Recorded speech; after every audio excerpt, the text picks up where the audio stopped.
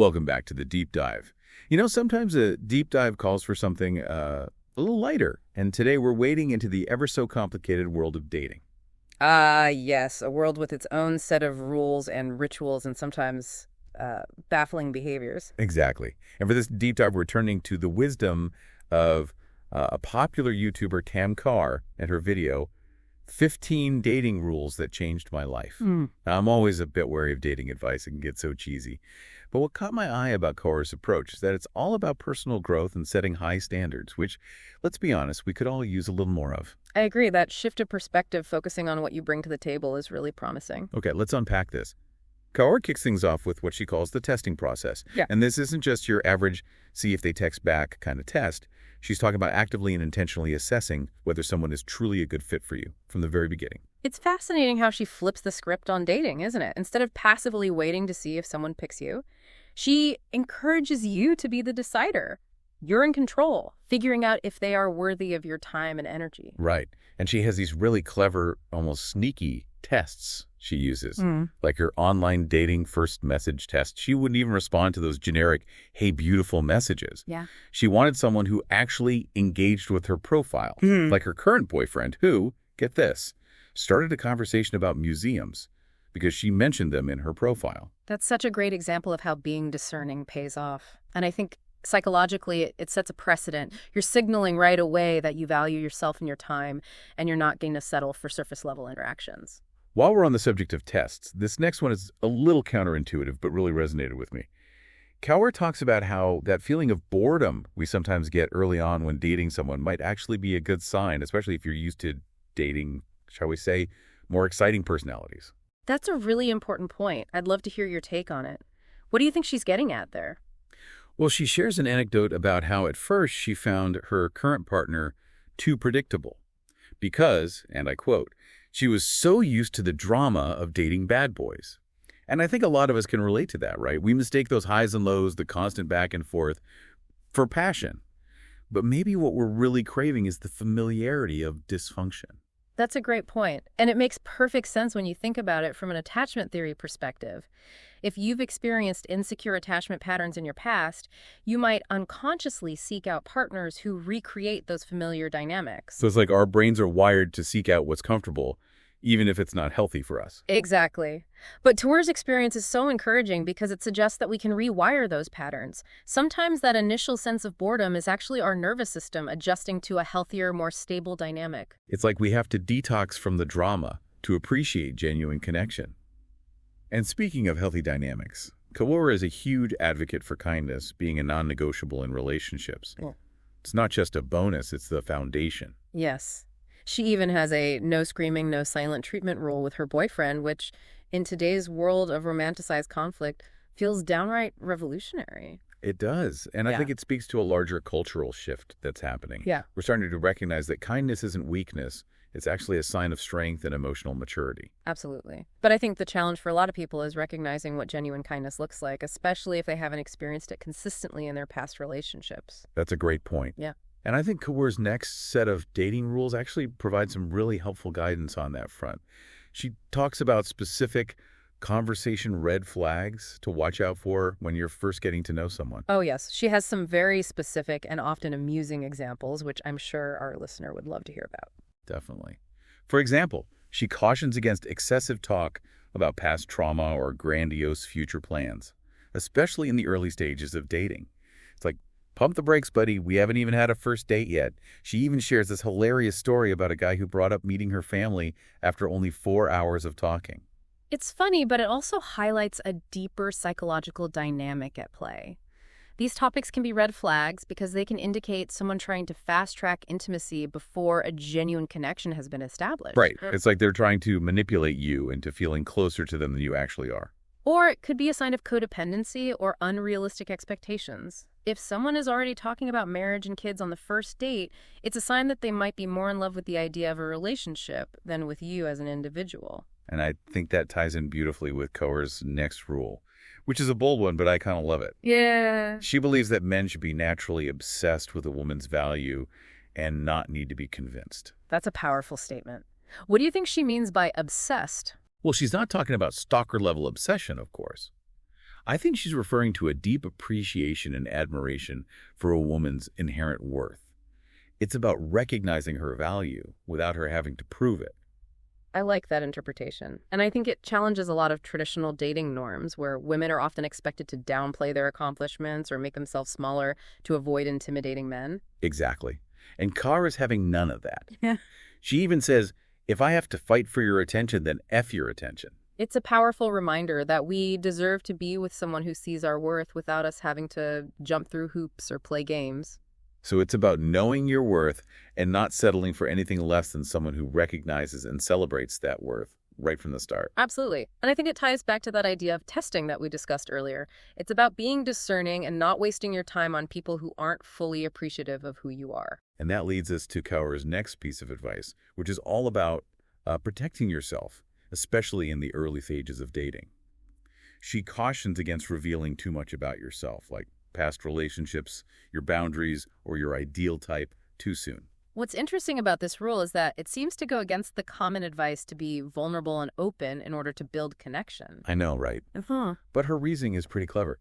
She says that revealing too much early on can inadvertently give someone a cheat sheet on how to manipulate you. That makes sense. It's like giving someone the blueprint to your heart before they've even earned the privilege of seeing it. Exactly. It's about protecting yourself, not from getting hurt necessarily, but from being taken advantage of. And it's not about being closed off or guarded. It's about pacing yourself. True intimacy develops over time through shared experiences and mutual trust. So it's about finding that balance between being open to connection and safeguarding your own well-being.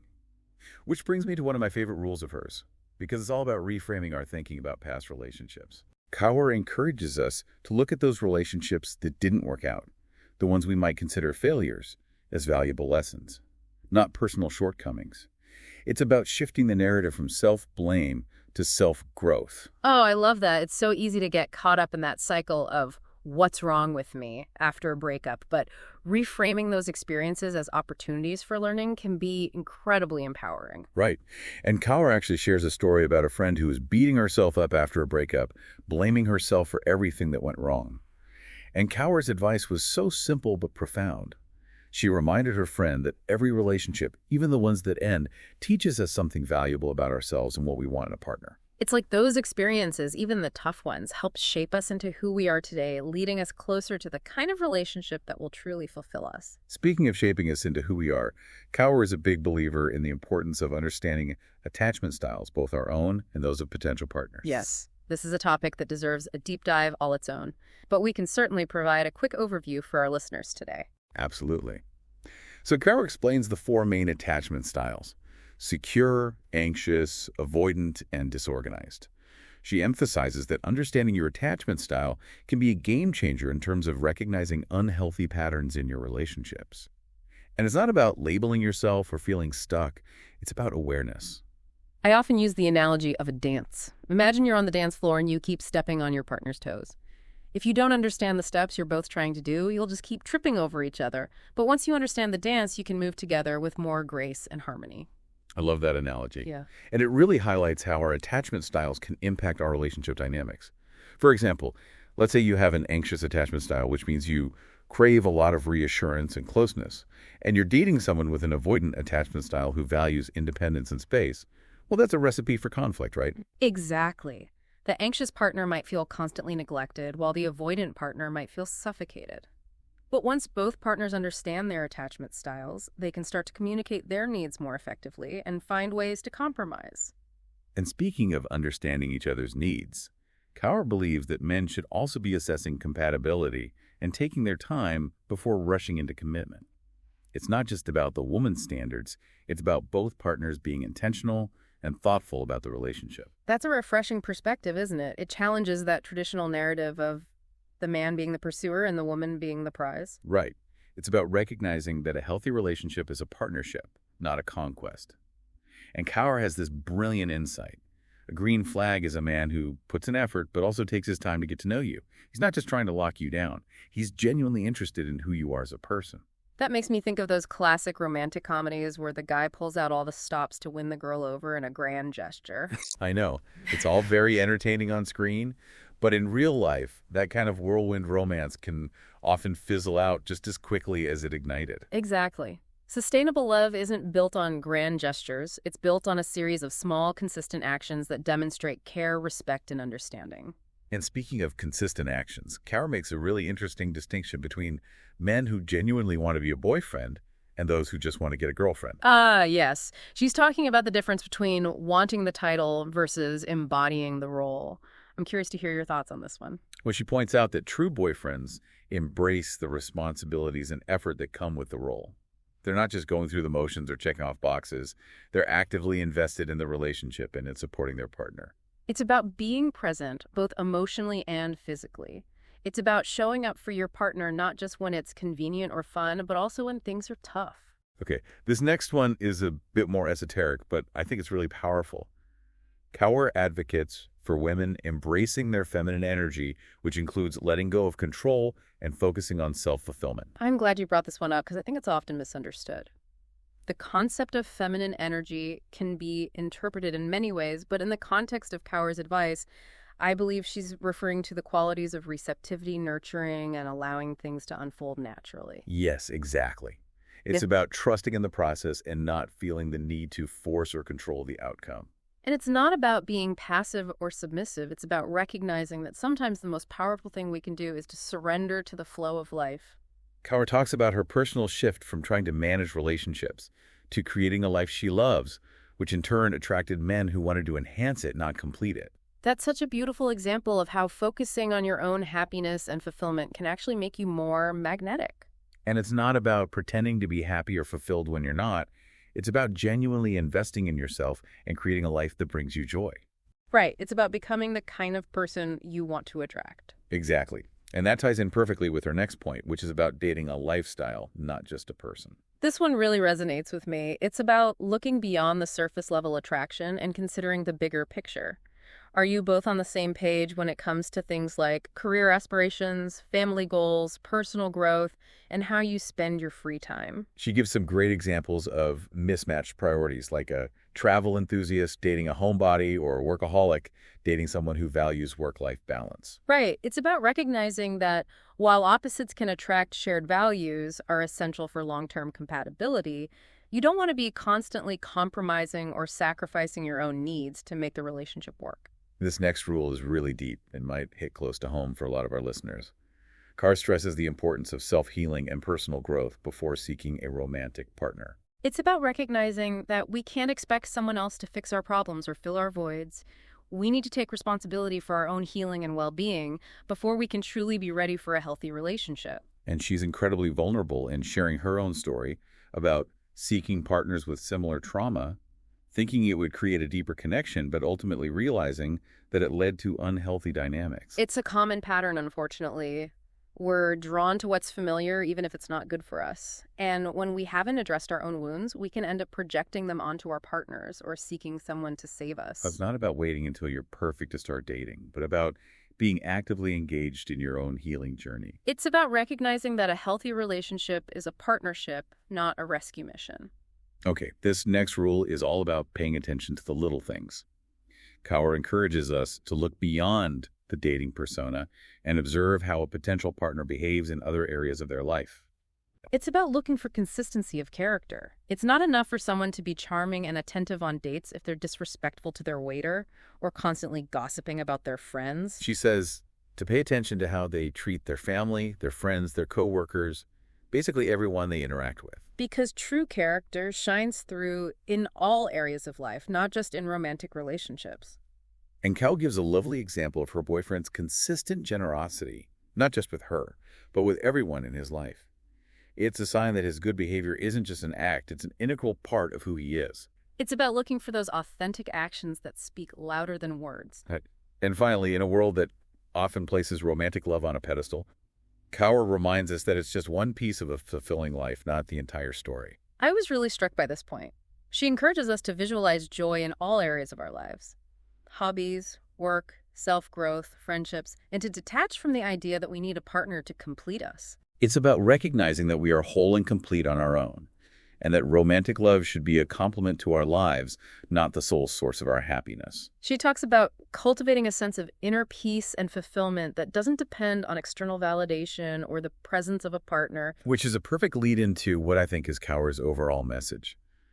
Raising your standards, understanding yourself, and being intentional in dating. It's about creating a life you love and attracting someone who aligns with that vision, rather than desperately seeking a partner to fill a void. So out of all of Kaur's dating rules, which one really resonated with you? That's a tough one. They're all so insightful, but the one that really stood out to me was her advice about embracing feminine energy. I think it's a powerful reminder for all of us, regardless of gender, to surrender to the flow of life and trust that the right things will unfold in their own time. What about you? Oh man, for me it was definitely that idea of like reframing past relationships as valuable lessons, not failures. It's so easy to get caught up in that cycle of, like what's wrong with me? Yep. And just beat yourself up after a breakup. But to see those experiences instead as like opportunities for growth, I think that really shifts your perspective. Yeah, it really does. It's like each relationship, whether it lasts the lifetime or just the season, it's like it's a stepping stone on your path, to self-discovery and ultimately to finding a love that truly aligns with who you are. And that leads me to a question I'd love to pose to our listener today, based on all that we've explored about Kaur's approach to dating. What's one area of your life outside of romance that you could focus on right now to bring more joy and fulfillment? That's such a powerful question because it reminds us that our happiness doesn't have to depend on, finding a partner. There's so much richness and beauty to be found in cultivating our passions and nurturing our friendships and pursuing our goals. Yeah. And who knows, maybe while you're busy creating a life you love, you'll cross paths with someone who's, doing the same.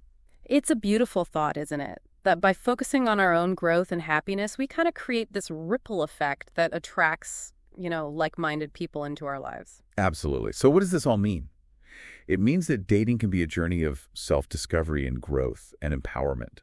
It's about knowing your worth, setting high standards, and being intentional about the kind of love you want to create. And as Kaur so brilliantly reminds us, it all starts with loving yourself. I think that's the perfect takeaway for our listener today. You are worthy of love exactly as you are. And the more you embrace that truth, the more you'll attract people who see and appreciate your value. And we encourage you to check out Tam Kaur's YouTube channel and explore her insights further. And as always, thank you for joining us on The Deep Dive.